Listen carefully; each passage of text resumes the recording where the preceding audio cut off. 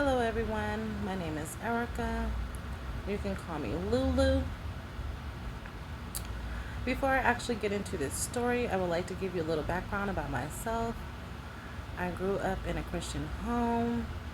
Um, we read the Bible quite often. We went to church quite often. We went to my grandparents' church for many, many years. I would sing in church with my sisters.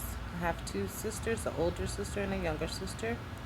We would sing in church, and we just loved the Lord. Um, I've had a lot of supernatural experiences in my life. Many of them had to do with angels. Since I was about the age of 4, was my first experience with the supernatural. Um, I had a supernatural experience meeting Jesus at the age of 4. I've also had several supernatural experiences talking to and meeting angels also, but those stories are for another time. This particular story that I'm going to share with you today is a very important story. It actually happened to me in 2009 when I was in my 20s. I am now in my 40s, so it's been quite a long time. I did not originally want to share this story. I've only shared this story with maybe a handful of people, but since this particular time, I have gotten married, and my husband really encouraged me to share this story. My fear was sharing this story, all the backlash, also just people not believing or not necessarily thinking that I was normal. That was one of my fears. But over the time praying about it and discussing it with my husband, I feel that this story needs to be shared.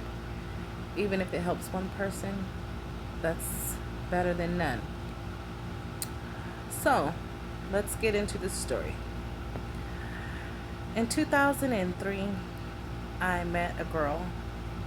Um, she and I started to date. We actually dated for 7 years. Um, we were in a relationship for 7 years. I was really big on smoking marijuana, drinking, partying, all the things that typical younger um, people do.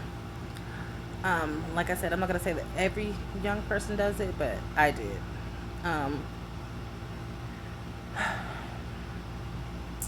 Growing up, I've heard a lot of different stories from my father about how certain sins are just not good. All sin is not good, but certain sins were just not good, but I didn't believe him. And my dad would always tell us stories growing up about his experiences with angels, his experiences with seeing his grandparents um, when they passed. He had a lot of different supernatural experiences, and a lot of them I believed, and then there were some of them I just did not believe. I remember one time my dad told me about how he was extremely sick one day, and he felt himself come out of his body. He felt his spirit actually come out of his body, and he found himself in hell. And I thought my dad was just telling me this story just to scare me, to stay on the straight and narrow. So that was one of the stories that my dad told me that I just did not believe. Um, Fast forward to 2009, I was getting ready to go to bed. Why this memory popped in my head, I do not know why. I just know that I was sitting on my bed, and I eventually started to think about the story that my dad told me about what happened to him when he was in his early 20s, and how he got sick and he died and went and found himself in hell. So I asked my Lord God, who I believe was God and who I know as God, I asked him, God, if I was to die today, where would I go? And a part of me was thinking like, hey, maybe hell is real, but a part of me was like, hell doesn't exist. I was suspecting to see the golden roads, the pearly gates, and the mansions, angels, Jesus, and even God Himself. But at the same time, even though I asked God this question, I wasn't suspecting to really see anything. And all of a sudden, I started to notice that I was beginning to get extremely tired. And as I'm getting extremely tired, which was kind of odd, because even though I was in my bed and I was trying to get ready to go to sleep, usually I was unable to fall asleep quite quickly. Um, I'm more of a night owl. In my 20s, I was more of a night owl. I'm in my 40s now. I can go to bed easy now. But then, when I was in my 20s, it was really, really difficult for me to actually fall asleep. But for some reason, this particular night, I was able to actually fall asleep quite quickly. And when I fell asleep, I found myself falling. I found myself falling in darkness. And I had no fear. Excuse me. But I was falling in darkness. And all of a sudden, I reached this point that I noticed I was actually in the sky. I started to see specks of light, and eventually I realized those specks of light were stars. I started to see the galaxies and like different gases that were actually really beautiful. They were like pinks and purples and like blues. These gases that were floating in the air. They were just beautiful colors. And then I eventually noticed there was a man standing to the left of me. He was in all white and he had like gold sashes around him. And he reached and he actually grabbed my left hand. He never really said anything to me. He never spoke to me or anything. He just grabbed my left hand and he started to guide me. So as we're floating through the stars, because that's where we were. We were like in the sky, and it looked like it was like a night sky because it was really dark. But we were floating through the sky, and we eventually landed in this place. Well, we landed at this particular place. I started to notice there was this building. As we were approaching, there was this big gray cinder block shaped building. It was square shaped in cinder blocks. And it was odd because this building was actually floating. There was nothing, there was no land or anything under it. It was just like floating in the sky. So as we landed at this building, I noticed that the man, I call him an angel because that's what I felt he was, an angel. As this angel is on the left of me, I noticed he was able to actually stand straight up and move, like fly through the sky straight up and down. However, I wasn't able to do that. I was only able to move on my belly. I was able to only float on my belly. And I noticed that if I was to let go of him, I felt like I would actually float away. So I had to keep holding on to his hand until we actually got to this building. When we landed at this building, we were like on the top of the building. And so I started to grip onto like the cinder block at the top of the roof, because we were on the roof. And this angel that was standing next to me, he took his hand and he swiped his hand like that. And when he swiped his hand, it shocked me because the whole portion of that roof went back. It actually started to move and it went back and it opened to where I was able to actually look down and look in.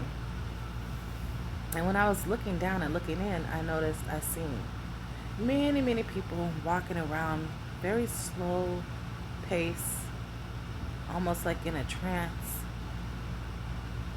almost like zombies. They were moving slow pace in a trance kind of way. So I'm just looking at these people and everything, and I noticed myself, and I'm thinking, how am I down there, but I'm right here as well? So I'm looking at myself, zooming in at myself, because in this place, my eyes seemed like they were like binoculars. Like how binoculars you can zoom in and see, or like a magnifying glass you can zoom in and see. Well, that's what my eyes seemed like they were in this particular place, in this dream. And as I'm zooming in, I noticed myself standing there, and about 2 feet behind me, I noticed this tall, 15-foot tall, jet black, blacker than the black that we have here on Earth, thing standing up behind me. I didn't know what this thing was because I had never seen anything like that before. This thing was like blacker than the black that we have here on Earth. There's no black to describe how black this thing was.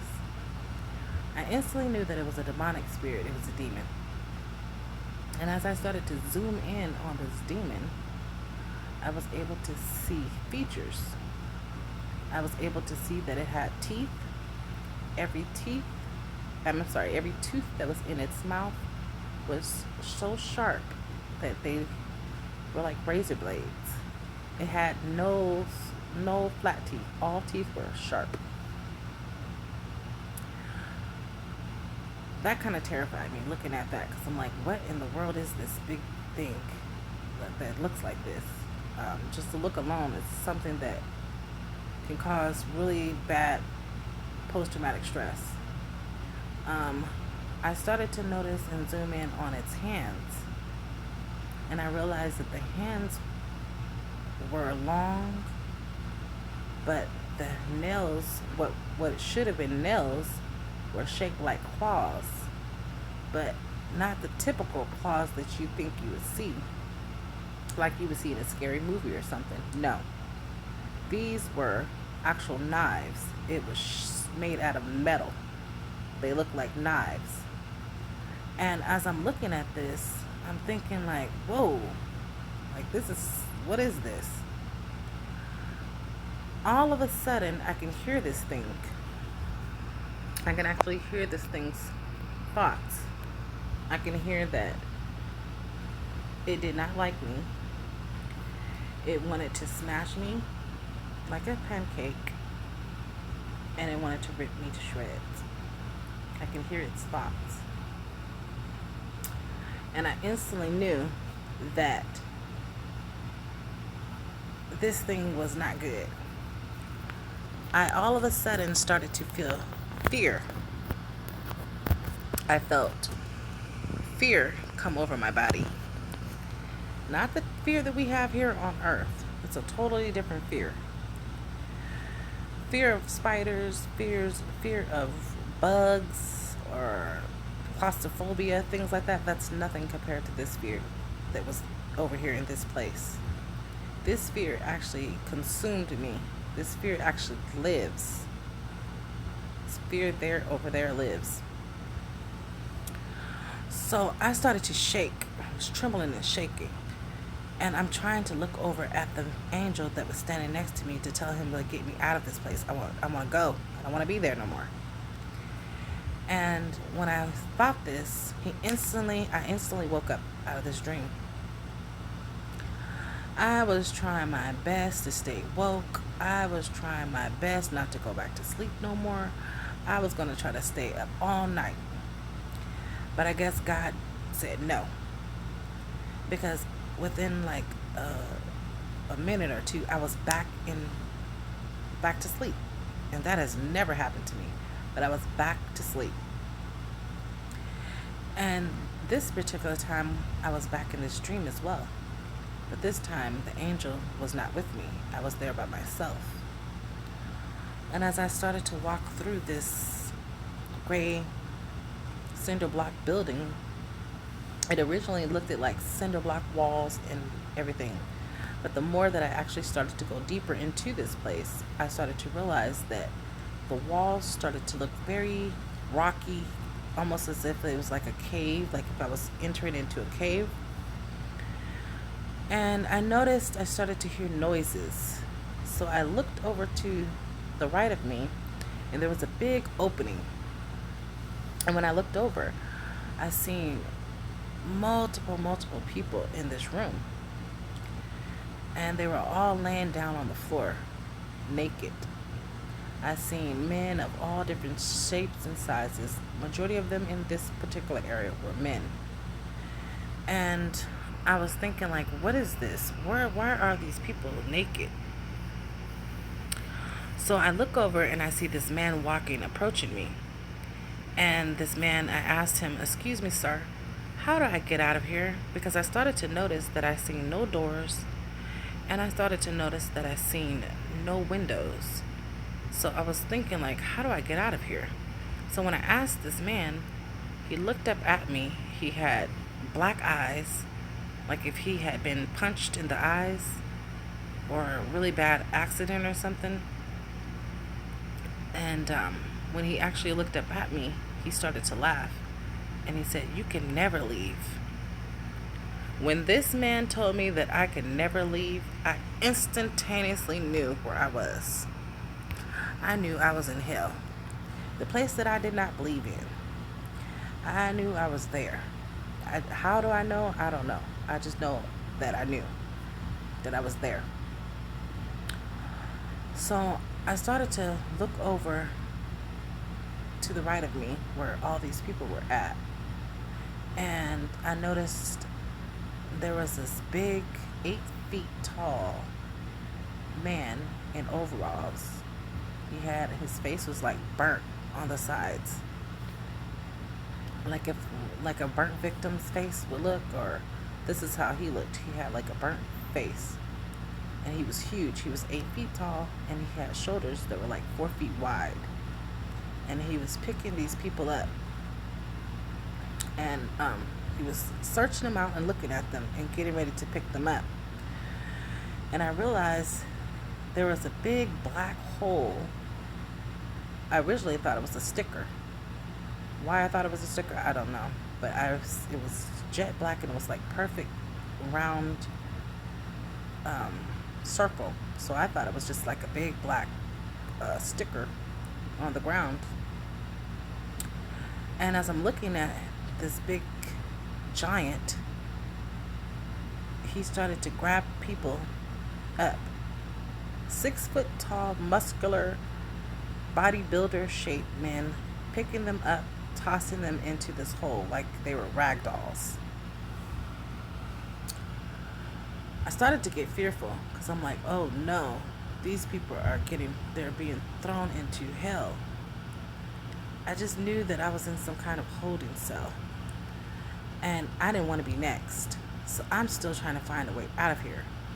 So I start to try to creep around and get out from in that area. And as the more that I was going toward deeper and deeper into this building, the more it was getting more cave-ish kind of look.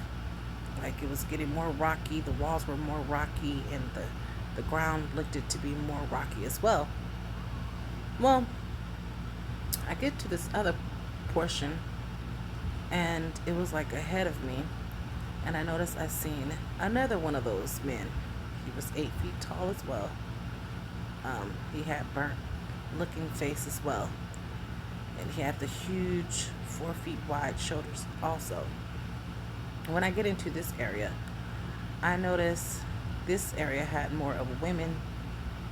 It had men as well, but more so women were in this area, and a lot of them were fully clothed. As I started to really, really look into this particular area, I seen the big black sticker or hole that I thought was originally a sticker, but a big black hole. It was actually on the wall. Over here, it was like on the wall. The other place, it was on the floor or on the ground. This particular area, it was on the wall. But as I'm sitting here and I'm looking, I started to notice this lady there. She was a short woman, Caucasian, blonde, and she had her hair was cut into a bob, short cut into a bob. I had seen this thing telling her to go toward the circle, and she didn't want to go at first. Then I noticed it was a child standing next to her. Excuse me. This is the part that causes me pure post traumatic stress because I didn't know children could go to hell, let alone believed in hell. But to see that children were actually able to go there, it really just, it really just causes me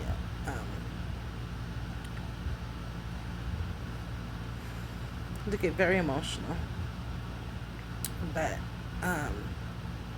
seeing a little boy standing next to her, and he was holding on to her waist area. You can feel the fear coming off of them.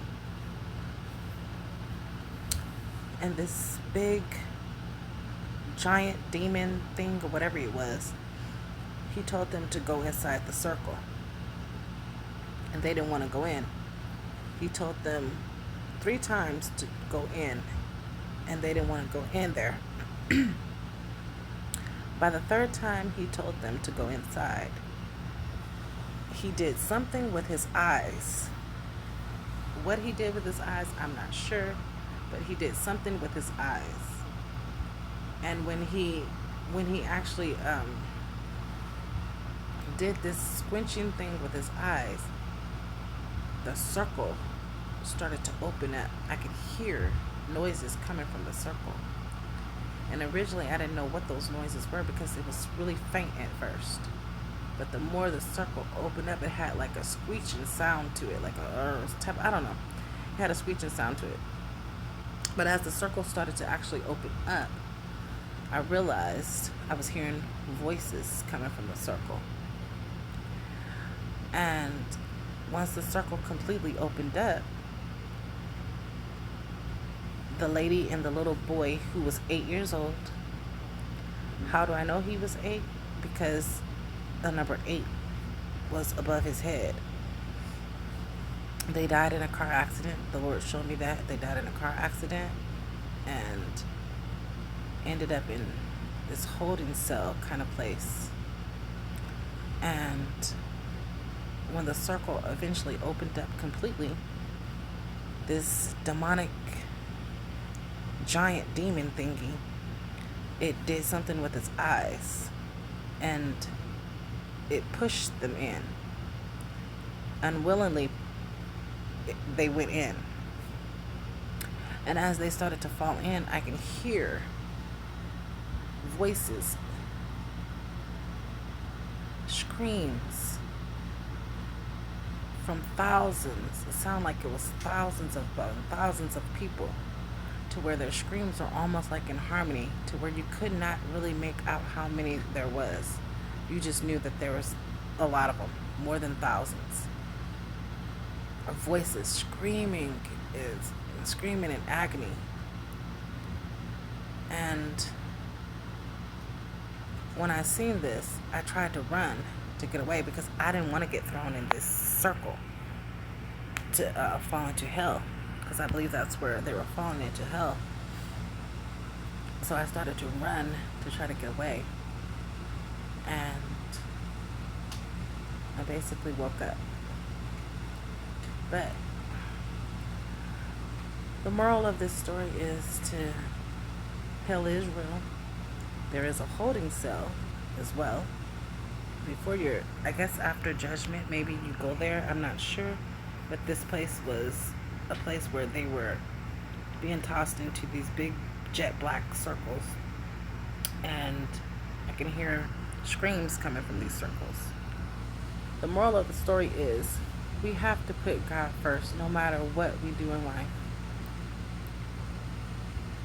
After this experience, it changed me to where I didn't want to drink, I didn't want to smoke, I didn't want to party, I didn't want to be abusive anymore. I didn't even want to be in a lesbian relationship anymore. That was the biggest um, reason I got out of that relationship, is because I'm like, there's no human being on earth worth me dying and going to hell for. No human being. I have to put God first in my life. And if that means that I have to get rid of people that I might love, then so be it. But the moral of this story is, we have to put God first. We have to teach our children to put God first. We have to love God more than we love ourselves. And we have to read His Word and trust in Him. And know that whatever we ask, it shall be. Maybe sometimes not on our time, because a lot of times our times is always the wrong time. God's timing is always the perfect timing. But if we trust in Him and we put all of our heart in Him, meaning that you put your heart to loving Him, and not just Him, but our neighbors and our friends and even your enemies, that God will be there. He will always see you through.